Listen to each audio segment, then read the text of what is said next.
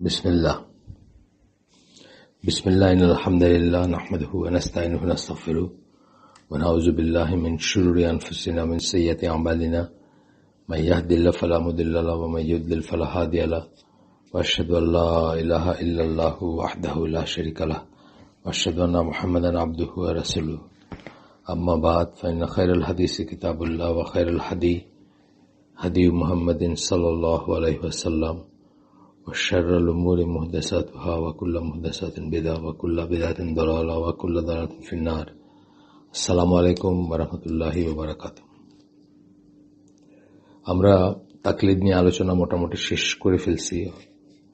একটা ছোট্ট কথা বলার আছে, সেখানে যে আহলুস সুন্নাহ জামা and in particular those who censure taklid among them do not declare those who make taklid disbelievers.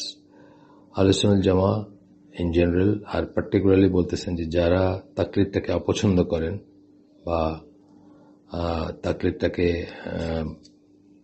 নিষেধ করেন, তারাও কিন্তু তাকলিদকে, যারা তাকলিদ করে তাদেরকে অবিশ্বাসী বা কাফির বলে ডিক্লেয়ার করেন না বা মনে করেন না।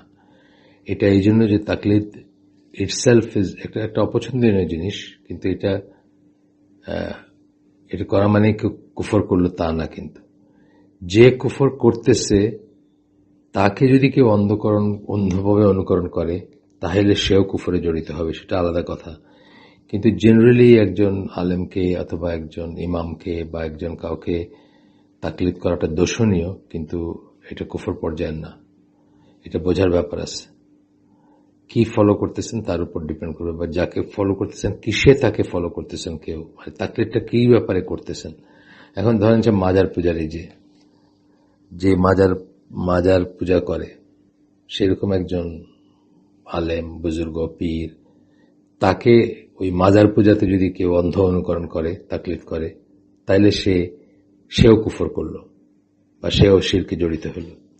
কিন্তু যিনি আদারওয়াইজ মোটামুটি ভাবে ঠিক আছেন, শিরক কুফরেরই নাই, হয়তো মানে একদম পিওর না হইতে পারেন, কিন্তু পিওর বলতে মানে একেবারে পরিশুদ্ধ ইসলাম পালন না করতে পারেন, কিন্তু শিরক কুফরের এলিমেন্ট নাই, কিছু হয়তো বিদআত আছে বা কিছুই আছে। সো তাকে যদি কেউ তাকলিদ করেন, অন্ধ অনুকরণ করেন, সেটা দোষণীয়, বা সেটা যদি তার ক্যাপাবিলিটি থাকে নিজের জ্ঞান অর্জন করার, তাহলে তিনি কেন আরেকজনকে অন্ধভাবে অনুকরণ করবেন, সেটা ঠিকই আছে। কিন্তু কথা দলিল ছাড়া বিশেষ করে আর কি। কিন্তু কথা হচ্ছে এই করার জন্যই উনি কিন্তু কুফর বা শিরকে পতিত হবেন না। তার কারণ উনি যাকে ফলো করতেছেন তার কুফর বা শিরকে তো উনি ফলো করতেছেন, বা ওই ভদ্রলোক কুফরের উপর বা শিরকের উপর নাই, এটা বোঝার ব্যাপার আছে। যাই হোক, আমরা এটা নিয়ে আলোচনা আর দীর্ঘায়িত করব না। আমরা চলে যাব এখন তাকলিদের উল্টা, যেটা ইজতিহাদ, অর্থাৎ ইন্ডিপেন্ডেন্টলি নিজে রুলিং বের করা বা কোরআন হাদিস পড়ে নিজে একটা সিদ্ধান্তে পৌঁছানোর যে যোগ্যতা বা চেষ্টা, সেটাকে আমরা ইজতিহাদ বলি। ইজতিহাদ এমনি জেনারেল মিনিং হচ্ছে পরিশ্রম করা, আর পারিভাষিক বা ইসলামিক পরিভাষায় মিনিং বললাম তো যেটা, সেটা। তো এখানে কিছু জিনিস বোঝার আছে, যে এই লেখক বলতেছেন people's situation and abilities differ greatly. Some have the ability to study and learn. Some are relatively weak-minded, and even if they studied their whole lives, they would not benefit. তাহলে কি বলতেছেন, কারো পড়াশোনা করার এবং শেখার অ্যাবিলিটি আছে, আল্লাহ তাদেরকে সেই ক্ষমতা দিচ্ছেন, তৌফিক দিচ্ছেন, তারা পড়বে এবং পড়ে সেখান থেকে শিখে ফেলবে তাড়াতাড়ি করে। আরো অনেকে আছেন যে যারা উইক মাইন্ডেড, অর্থাৎ যাদের মেধা কম বা কম, স্মৃতিশক্তি কম বা অন্যান্য গুণাগুণ, এবং তারা যদি সারা জীবন পড়ানো, সেখান থেকে তারা বেনিফিটেড হবে না। মিনিং হচ্ছে যে তারা নিজেরা একটা কিছু সেখান থেকে বের করতে পারবেন না। বিটুইন দিস টু এক্সট্রিমস, এই দুটা এক্সট্রিম বললেন, between these two extremes are many different people in different circumstances and with different mental capabilities. এর মাঝে অনেক জাতের মানুষ আছে যাদের মানে ভ্যারিয়াস ক্যাপাবিলিটি, যাদের বা সামর্থ্য যাদের। For that reason, Allah has commanded those who do not know to ask those who do know. আল্লাহ এই জন্যই যারা জানে না তাদেরকে বলছেন, যারা জানে তাদেরকে জিজ্ঞেস করতে। এখানে আমাদের ফেমাস আয়াতটা কোট করছেন, যেটা সূরা নাহলের 43 নম্বর আয়াত, যেখানে আল্লাহ বলতেছেন আস্ক দ্য পিপল অফ জিকির। জিকির মানে হচ্ছে রিমাইন্ডার, এটা কোরআনের একটা নাম। কোরআনের লোকদের করো, বা আস্ক দ্য পিপল অফ জিকির, যারা জ্ঞান আছে যাদের, তাদেরকে জিজ্ঞেস করো। If you do not know, তুমি যদি না জানো, তোমরা যদি না জানো। ইন কুনতুম লা তা'লামুন, প্লুরাল ইউজ করছেন, তোমরা যদি না জানো।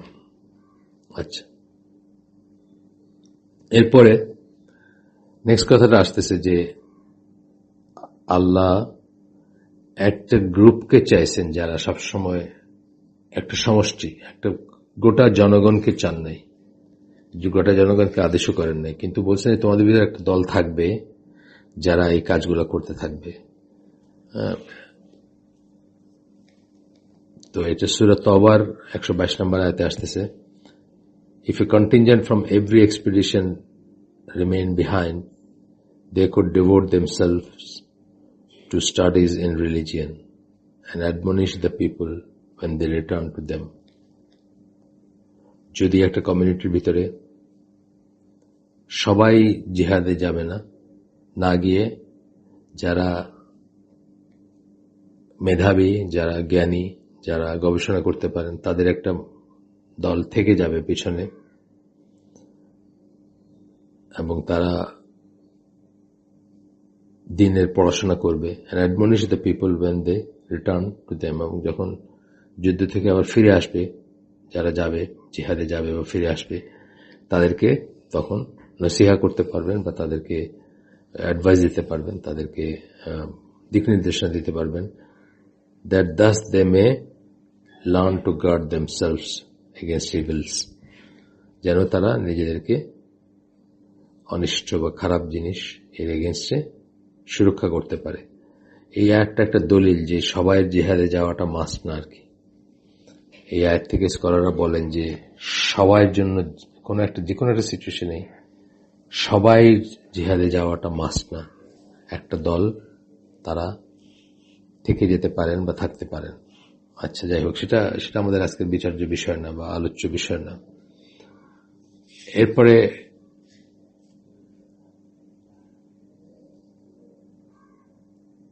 this command came after stating the impossibility of all believers going out. এই কথাগুলা এই একই আয়াতে এর আগে আল্লাহ বলতেছেন nor should the believers all go forth together, সবাই একসাথে যুদ্ধে যাবে না।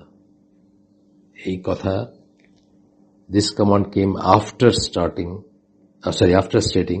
the impossibility of all the believers going out. এটা আসছে যখন সব যাবে না যুদ্ধে, সবাই একত্রে যাবে না যুদ্ধে, এই কথা বলার পরে এটা আসছে, বোঝার ব্যাপার আছে।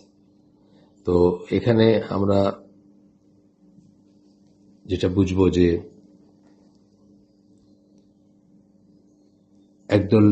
একদল মানুষ তারা তাদের লাইফ ডেভোটেড করবেন এই যাদের ক্যাপাবিলিটি আছে, আল্লাহ যাদেরকে মেধা দিচ্ছেন, আল্লাহ যাদেরকে সেই ধী শক্তি দিচ্ছেন অথবা স্মৃতিশক্তি দিচ্ছেন, সবকিছু মিলায় তারা গবেষণা করবেন, থেকে যাবেন, যুদ্ধে যাবেন না। এবং এটা বলতেছেন কিসের পরে? বলছেন যে সবাই একসাথে যুদ্ধে যাবে না সেটার পরে। আমি যেটা বললাম আপনাদেরকে যে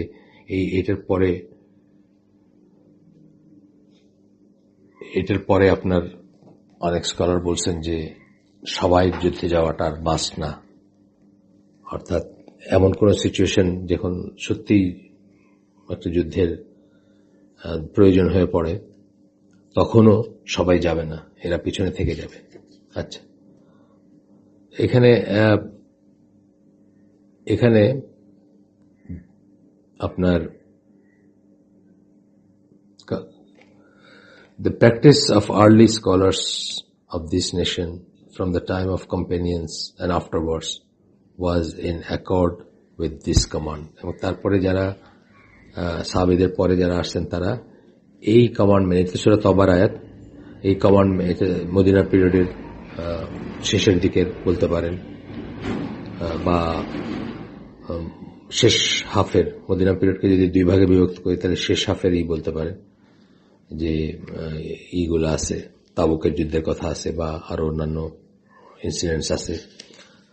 তো এখানে বলতেছেন যে the one with lesser knowledge should ask the scholar on an issue that occurred and he would give him a verdict with texts that he knew from the Quran and Sunnah.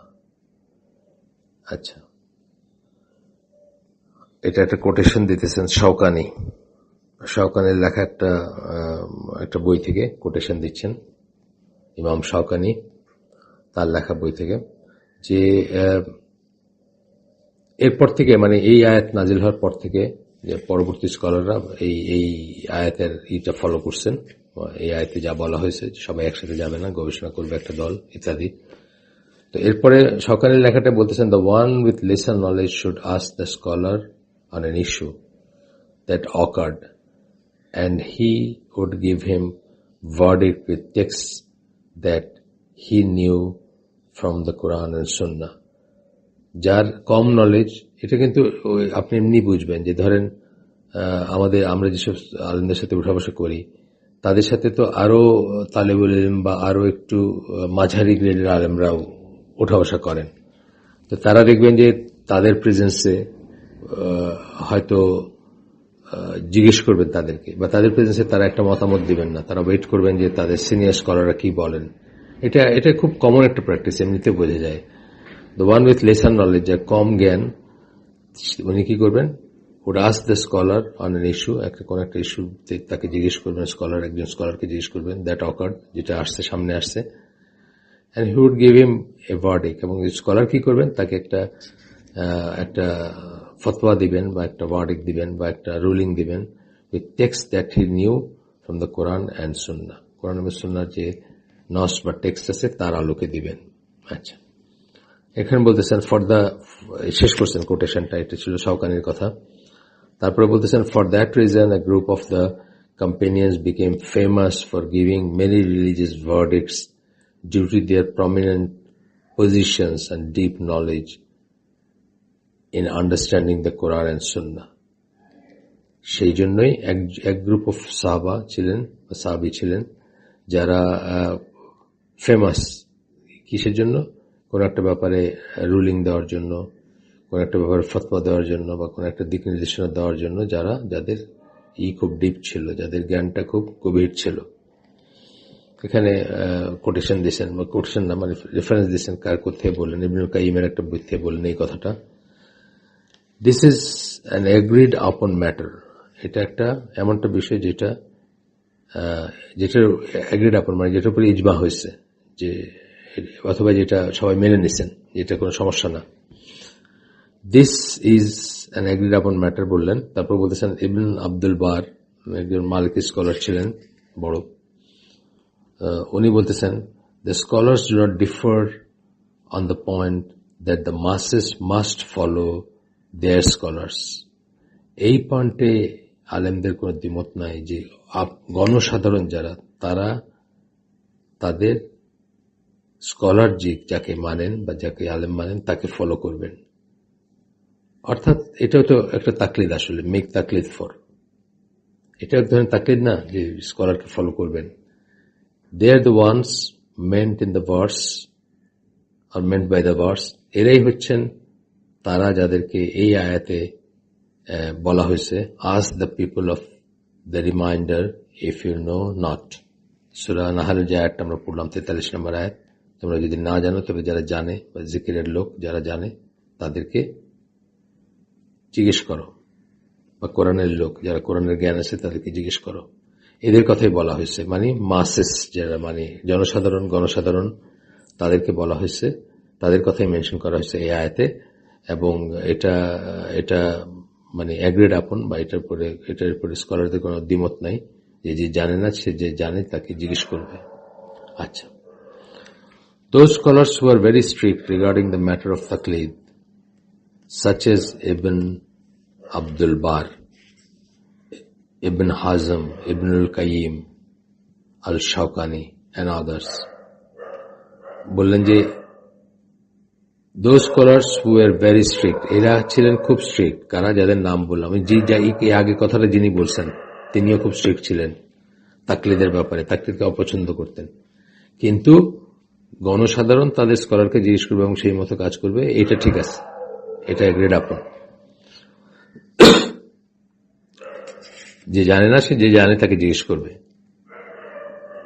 সে দলিল সহকারে বলবে যে এই করতে হবে, এই করতে হবে। আচ্ছা, তো বলতেছেন and others were speaking about what some of the learned of particular schools would do in replying to question without relying on evidence. They were also speaking about when a layman would ask a scholar about the opinion of the school of fiqh without paying attention to the evidence. After his discussion censoring taklid, ibn Abdul বারের কথাই বলতেছেন, উনি তাকলিদকে নিষেধ করার পরের ডিসকাশনে বলতেছেন, this censoring is directed to the non-layman. এই যে নিষেধ করতেছি আমরা তাকলিদকে যে নিষেধ করতেছি, এটা কার জন্য নিষেধ করতেছি? নন লেমেন, যে একদম গণসাধারণ বা গণমানুষ না, তার জন্য নিষেধ করতেছি, যার ক্যাপাবিলিটি আছে। ব্যাখ্যাটি বলতেছেন that is it is directed to the scholars and specialist. এটা যাদের ক্যাপাবিলিটি আছে, যারা স্কলার, যারা পড়াশোনা মানে ডিরাইভ করতে পারে, পড়াশোনা করতে পারে বা ওখান থেকে রুলিং বের করতে পারে, তাদের জন্য তাকলিদটাকে এইভাবে স্ট্রিক্টলি নিষেধ করতেছেন উনি বলতেছেন আর কি, কিন্তু লেমেনের জন্য না।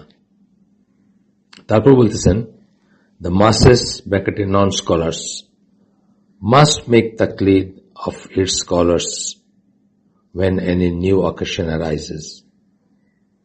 তাহলে গণসাধারণ যারা, তারা তাদের স্কলারদের অনুসরণ করবেন, তাদের তাকলিদ করবেন যখন কোনো একটা নতুন কিছু আসবে, নতুন ব্যাপার আসবে যেটা সম্বন্ধে জানা নাই। যেমন আমি উদাহরণ দিলাম, আপনাদেরকে দিচ্ছি গতদিন, যে আগে দিচ্ছি লাইফ সাপোর্ট এবং অর্গান ডোনেশন, এটা এই ব্যাপারগুলো আগে ছিল না, সমস্যাও ছিল না, এই মানে ডিসাইড করার প্রয়োজন ছিল না আগের, এখন আছে। সো এটা একটা নিউ ইস্যু বা নিউ অকেশন। এখন কি করবে? অবশ্যই স্কলারদেরকে জিজ্ঞেস করবে যে এখন কি করণীয়।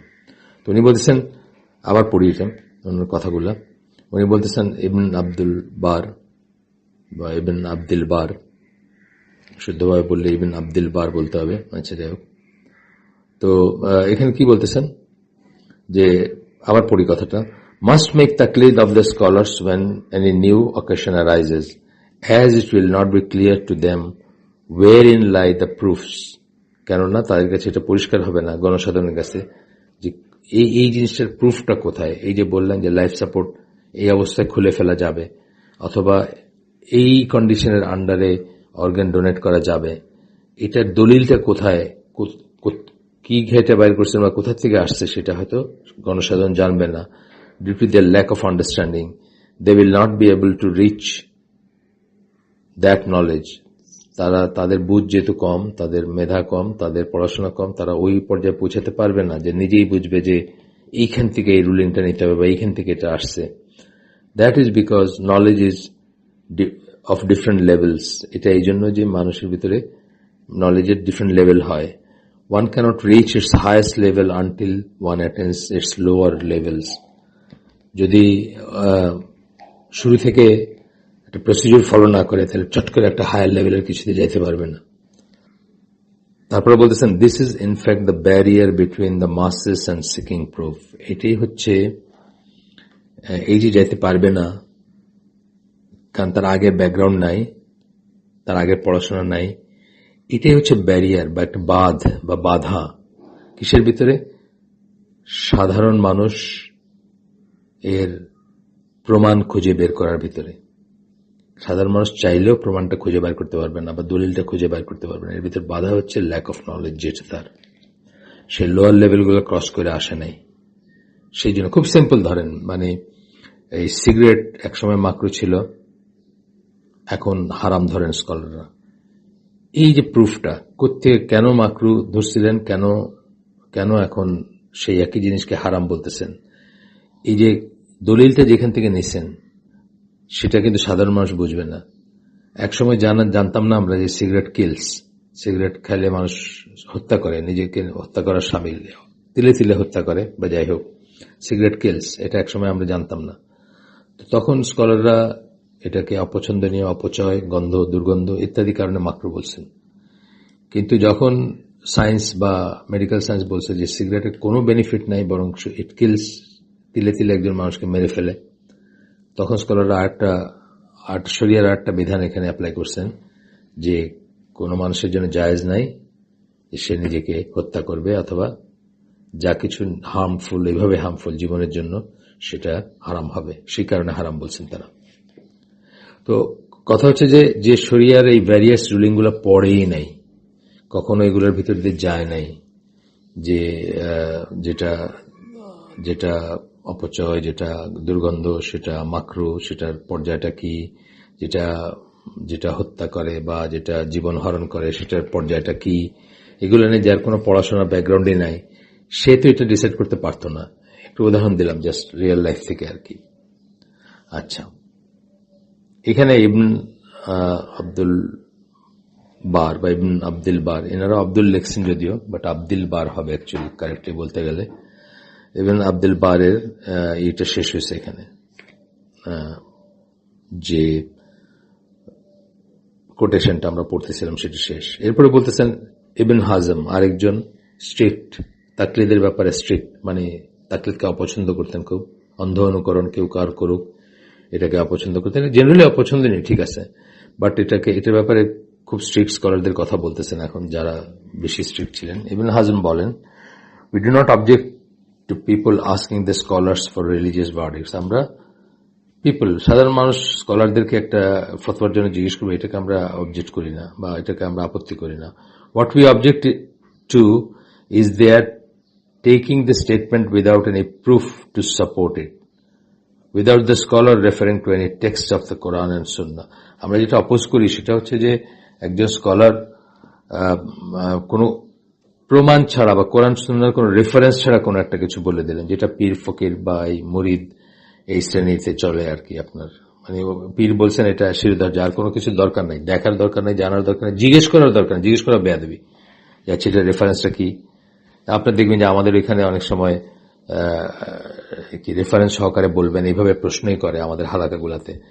তো এই রেফারেন্স চাওয়া ছাড়া বা জানতে চাওয়া ছাড়া, অথবা স্কলারও রেফারেন্স দেন না, ওরাও জানতে চায় না, এইটাকে অবজেক্ট করেন, এটা বলতেছেন Ibn Hazm. Because this will necessarily result in the following mistakes. এটা কি করবে, in the following of mistakes, sorry ভুল পড়ছিলাম আমি, this will necessarily result in the following of mistakes. এটা থেকে কি আসবে, যে ভুল জিনিসকে ফলো করার একটা পরিণতিতে পৌঁছাবে। এই ধরনের যদি মানুষ করে তাহলে ভুল জিনিসকে ফলো করবে। If during that time of the messenger of Allah sallallahu alaihi wasallam there were some who gave incorrect religious verdicts, after his death they are more in number. ওই সময় যদি কেউ ভুল দিয়ে থাকতে পারেন ফতোয়া, যেটা হয়তো কখনো কখনো কেউ দিচ্ছেন, তারপরে আল্লাহ রাসূলের কাছে আসছেন, আসার পরে ভেরিফাইড হয়েছে যে না এটা ঠিক না এটা ঠিক, বা কেউ মনে করছেন যে এরকম করা উচিত, উনি এরকম করতেছিলেন, তারপরে যখন রাসূলের কাছে নিয়ে আসা হয়েছে তখন দেখা গেছে ওনার সেটা ভুল ছিল। তো বলতেছেন যে তখনই যদি এরকমের পসিবিলিটি থেকে থাকে তাহলে they are more in number and more wide spread, মানে এখন তাহলে অনেক বেশি হওয়ার কথা, মানে ইবন হাজমের সময় বলতেছেন অনেক বেশি হওয়ার কথা। তারপরে বলতেছেন therefore it is an absolute must that one be very cautious concerning getting rulings from any scholar who does not strengthen his ruling by basing it on the Quran and Sunnah or consensus. তাহলে কেউ খুবই careful হওয়া উচিত, খুব সাবধান হওয়া উচিত যে এমন কোন স্কলার থেকে ফতোয়া নেওয়ার ব্যাপারে বা রুলিং নেওয়ার ব্যাপারে বা জানার ব্যাপারে বা কোনো একটা কিছু নিয়ে কি করবেন সেটা জানার ব্যাপারে, যারা তাদের কথাটাকে সাবস্টেনশিয়েট করেন না, যা বললেন এটাকে কোরআন সুন্নাহ এবং ইজমার দলিল দিয়ে সাবস্টেন্সিয়েট করেন না, বা সেই দলিলগুলো উল্লেখ করেন না, বা উল্লেখ করার প্রয়োজন বোধ করেন না, অথবা মানে উল্লেখ করাটাকে অ্যাভয়েড করেন, এরকম স্কলার থেকে নেওয়ার ব্যাপারে খুবই সাবধান। এখন আরেকটা কথা এখানে না বললে আমাদের লেমেন যারা আমরা সাধারণ মানুষ তাদের জানা দরকার, সেটা হচ্ছে যে দলিল চাওয়ার একটা লাইন টানতে হবে। ধরেন কথার কথা, এবং এটা এটা এটা মানে person to person, place to place vary করতে পারে। যেমন ধরেন আমরা যে ধরনের হালাকা কন্ডাক্ট করি, বা যেসব জায়গায় বসি, আমরা যেভাবে বসি, আমাদের আলেমদের সাথে যখন হালাকা হয়, ডক্টর সাইফুল্লাহ, ডক্টর মঞ্জুরুল্লাহি, বা আরো তাদের লাইকস অফ দেম, তাদের সাথে যখন বসি, যারা বসে এই ক্রাউডে, তারা ধরেন ওনারা বললো যে সূরা ফাতিহা ছাড়া তো নামাজ হয় না, এই কথাটা বলার পরে ধরেন এটার দলিল কি? চাইতেই পারে, কেউ চাইতে পারে, সেটা আমি বলতেছি না যে একদম কোনোদিন শুনে নেই কথাটা, তার মুখে এই কথাটা আসতে পারে, সে চাইতে পারে। বাট স্কলাররা এইসব জায়গাতে এইসব একটা স্টেটমেন্টের সবসময় দলিল দিবেন না, কারণ এটা ইট ইজ আন্ডারস্টুড যে সবাই এইগুলো জানেন মোটামুটি ভাবে। এখানে একটা ভ্যারিয়েশন আসবে, সেটা আমাদের মনে রাখা উচিত। আচ্ছা, স্ট্রিক্ট স্কলার যারা তাকলিদের উপর স্ট্রিক্ট, তাদের কথার আলোকে বা তাদের কোটেশন দিয়ে আমরা জানার চেষ্টা করতেছি যে তারা তাকলিদের ব্যাপারটাকে কিভাবে দেখতেন, বা ইজতিহাদের ব্যাপারটাকে কিভাবে দেখতেন। তাকলিদের উল্টা হচ্ছে ইজতিহাদ। তাকলিদ হচ্ছে আগেই বলছি, কারো অন্ধ অনুসরণ করা, এবং তার উল্টাটা অর্থাৎ ইজতিহাদ হচ্ছে নিজে পরিশ্রম করে, চেষ্টা করে, পড়াশোনা করে একটা রুলিং বের করা, বা একটা কিছু করণীয় বের করা, কি করবেন সেটা বের করা। ইবনুল কাইয়িম বলেন, স্কলার মে এর, একজন স্কলার ভুল করতে পারেন। This is inevitable as he is not protected from error. এটা অনিবার্য, কারণ তাকে ভুল থেকে আল্লাহ প্রোটেক্ট করেন নাই, মানে যেভাবে নবীদেরকে প্রোটেক্ট করছেন সেভাবে সে প্রোটেক্টেড না। আচ্ছা, it is therefore not permissible to accept everything that he says and raise his statements to the status of the one who is protected from error. সেই জন্য এটা জায়েজ নাই যে সে যা বলবে তার সবকিছুই শিরধার্য বা মেনে নিয়ে বা অনুকরণ করা বা গ্রহণ করা বা পালন করা, এবং তাকে তার কথাগুলোকে সেই স্ট্যাটাস দেওয়া যাকে ভুল থেকে নিরাপত্তা দেওয়া হয়েছে বা নিরাপদ রাখা হয়েছে। অর্থাৎ নবী সাল্লাল্লাহু আলাইহি সাল্লামের কথা বলতেছেন বা নবীদের কথা বলতেছেন, তাদেরকে আল্লাহ ভুল থেকে প্রোটেক্ট করছেন। একজন আদার দেন নবী রাসূল সাল্লাল্লাহু আলাইহি সাল্লাম চলে যাওয়ার পরে আর যতজন আসছেন, যত স্কলার আসছেন, তাদের কারো কথাকে নবীর কথার পর্যায়ে নিয়ে যাওয়ার বা ওই মর্যাদা দেওয়ার কোনো নাই, কারণ নবী ছিলেন ডিভাইনলি প্রোটেক্টেড, আল্লাহ তাকে প্রোটেক্ট করছেন ফ্রম এরর, আর আরেকজন কাউকে করেন নাই, বা আরেকজন কাউকে করার কোনো ওয়াদা দেন নাই, বা আরেকজন কাউকে করবেন এমন কোনো নিশ্চয়তা নাই। This is what every scholar on the face of earth censures. এই জিনিসটাকেই যত স্কলার আছেন দুনিয়ায় সবাই নিষেধ করেন। They forbid it and they censure those who practise it. তারা এটাকে নিষেধ করেন এবং যারা এটা প্র্যাকটিস করেন তাদেরকেও তারা বারণ করেন। Indeed, this is the source of the afflictions and trials of those who practice taklid. তাকলিদ যারা করেন তাদের অ্যাফ্লিকশন এবং ট্রায়াল, তারা যে ফিতনাতে পড়েন, তারা যে পরীক্ষার ভিতর পড়েন, কঠিন পরীক্ষার ভিতর, তার মেইন রিজনই হচ্ছে এটা যে তারা একজন ফলিবল হিউম্যান বিং, স্কলার হইতে পারেন কিন্তু উনি ফলিবল, উনি ফেল করতে পারেন, উনি ভুল করতে পারেন। তার কথাকে নবীর কথার পর্যায়ে নিয়ে যান, অর্থাৎ নবীর কথা যেটা আমরা অন্ধ অনুকরণ করতে পারি, যাকে আল্লাহ প্রোটেক্ট করছেন ভুল করা থেকে, তার পর্যায়ে নিয়ে যান। এবং এইটাই বলতেছেন যে সমস্ত ফিতনার একটা উৎস। আপনি দেখবেন যে আমাদের দেশে একটা জিনিস বুঝতেছেন, যাকে বলতেছেন অথবা যিনি আলোচনা করতেছেন উনি বুঝতেছেন যে এটাই ঠিক, তারপরেও বলতেছেন যে এটা আমাদের মাযহাবে নাই, সুতরাং আমরা করব না। এইখানেই আপনি যে মাযহাবেরই অনুসারী উনি, বা যে ইমামের অনুসারী, তাকে উনি কিন্তু ওই স্ট্যাটাসে নিয়ে গেলেন আসলে। আচ্ছা, এরপরে আল শাওকানি মানে শেষ কোটেশনটা দিবেন ওনার, মানে চারজন যারা তাকলিদের বিরোধিতা করেন খুব, তাদের একজন একজন করে তাদের ইটা দিলেন, তারা কি বলছেন সেটা দিচ্ছেন। একদম লাস্টে যারটা দিচ্ছেন উনি হচ্ছেন আল শাওকানি। উনি বলতেছেন, the one making taqlid does not truly make taqlid unless he does not ask for any evidence. যে তাকলিদ করতেছে সে আসলে সত্যিকার তাকলিদ করে না, unless he does not ask for any evidence. সত্যিকার তাকলিদ করা হবে তখনই, মানে দর্শনীয় তাকলিদ করা হবে তখনই যখন সে কোনো দলিলই চায় না, কোনো কিছুর দলিল জানতে চায় না, বা কোনো কোত্থেকে আসছে এটা জানতে চায় না। ঠিক আছে, মানে আমাদের এই যে বললাম যে আমাদের যারা প্রশ্ন, আমাদের হালাকাগুলোতে যারা প্রশ্ন করে তারা রেফারেন্স সহ কথাটা বলে, এবং স্কলাররা এটা ডিসাইড করেন, যেমন যেটা বললাম যে যেটাতে রেফারেন্স দেওয়ার বা যেটাতে ই করার।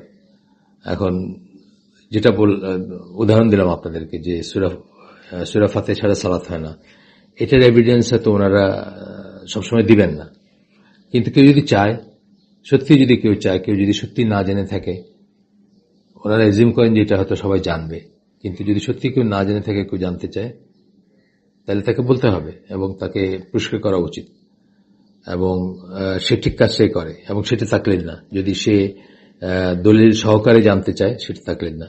If he does ask for evidence, he is not making তাকলিদ। আবার পরিষ্কার করলেন যে যদি একটা এভিডেন্স চায় এবং তারপর সেটা মেনে নিল, তাহলে সে আসলে তাকলিদ করতেছে না, অর্থাৎ ব্লেম ওয়ার্দি তাকলিদ যেটাকে আমরা বলতেছি, দোষণী যেটা ওনারা মনে করতেছেন, সেটা করতেছে না। আচ্ছা,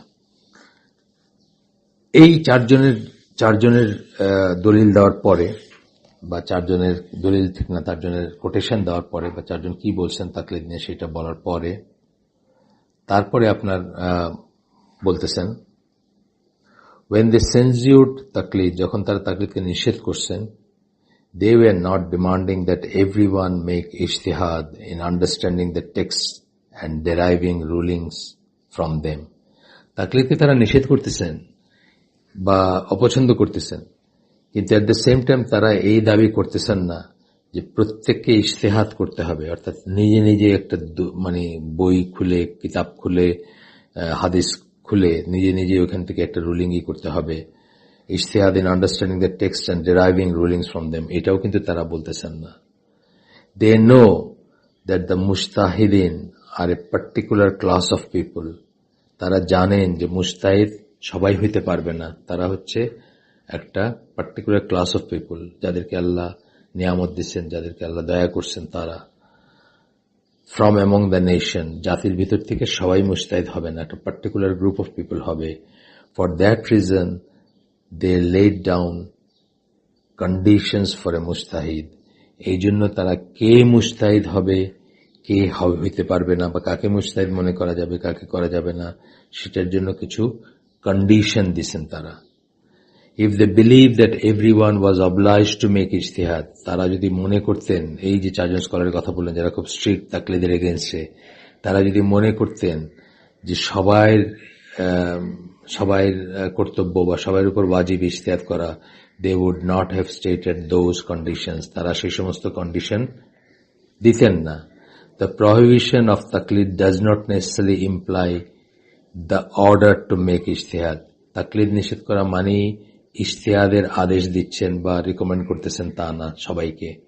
Not requiring everyone to make ijtihad is based on many considerations. সবাই যে ইজতিহাদ করার প্রয়োজন নাই বা সবার কাছে চাওয়া হচ্ছে না, সেগুলা অনেক কটা ফ্যাক্টরের উপর ডিপেন্ড করে। সেগুলো আমরা ইনশাল্লাহ আজকে আর যাব না, অনেক সময় চলে গেছে, আমরা আগামী দিন সেখান থেকে শুরু করব যে কন্ডিশনগুলো কি ইজতিহাদ করার বা করতে পারার, বা কে করবে কে করবে না, সেটার জন্য তারা কিছু কনসিডারেশন আছে। সেই consideration, not requiring everyone to make ইজতিহাদ is based on many consideration. কি জিনিসগুলোকে ধর্তব্যের ভিতরে এনে ওনারা বলতেছেন বা আমরা বুঝতেছি যে সবাই ইজতিহাদ করতে হবে না, সেই কনসিডারেশনগুলা বা সেই কন্ডিশনগুলা আমরা ইনশাল্লাহ আগামী দিন দেখব। সুবহানাকাল্লাহুম্মা বিহামদিকা আশহাদু আল্লা ইলাহা ইল্লা আনতা আস্তাগফিরুকা ওয়া আতুবু ইলাইক।